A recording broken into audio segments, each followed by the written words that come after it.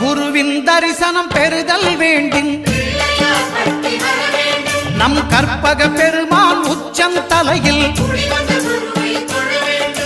குருவின் தரிசனம் பெறுதல் வேண்டும். நம் கற்பக பெருமான் உச்சந்தலையில்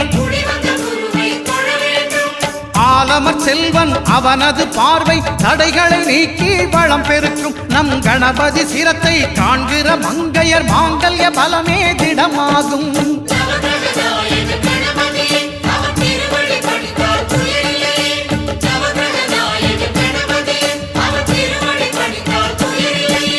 ஒன்பது கோளும் ஒன்றாய் காண